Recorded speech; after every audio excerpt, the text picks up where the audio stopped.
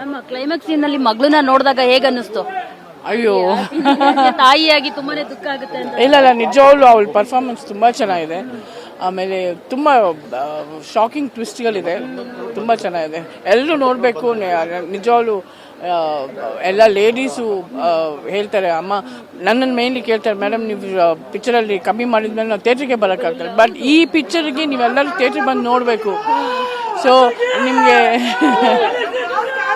ಯಾವ ಸೀನ್ ತುಂಬಾ ಇಷ್ಟ ಆಯ್ತು ಮೇಡಮ್? ಜೊತೆಗೆ ಮಗಳದು ಯಾವ ಸೀನಲ್ಲಿ ನಿಮ್ಗೆ ಜೂನಿಯರ್ ಮಾಲಾಶ್ರೀ ಕಾಣಿಸಿದ್ರು?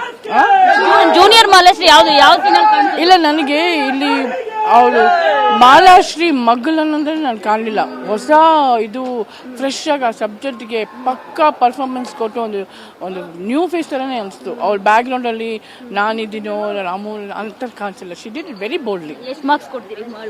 ನಾನು 10 out of 10. ಆರಾಧನಾ, ಇವತ್ತು ಬಿಗ್ ಸ್ಕ್ರೀನ್ ಮೇಲೆ ಎಲ್ಲರೂ ತಮ್ಮನ್ನು ತಾವು ನೋಡ್ಕೋಬೇಕು ಅನ್ನೋ ಕನಸು ಇದ್ದೇ ಇರುತ್ತೆ. ಫೈನಲಿ ನಿಮ್ ಕನಸು ಈಡೇರಾಗಿದೆ, ಕಟೌಟ್ ಬಿದ್ದಿದೆ. ಸೊ ಇದನ್ನೆಲ್ಲ ನೋಡಿದಾಗ ಹೇಗೆ ಅನ್ನಿಸ್ತು?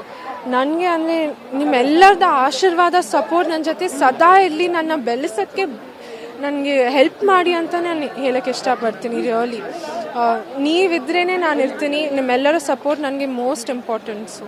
Thank you so much. All the best. So ನೋಡಿದ್ರಲ್ಲ, ಇದಿಷ್ಟು ಆರಾಧನಾ ಮತ್ತು ಮಾಲಾಶ್ರೀ ಅವರ ಮಾತು. ಕ್ಯಾಮರಾ ಪರ್ಸನ್ ಶೇಖರ್ ಜೊತೆ ಮಂಗಳರಾಜ್ ಗೋಪಾಲ್, TV9 ಬೆಂಗಳೂರು.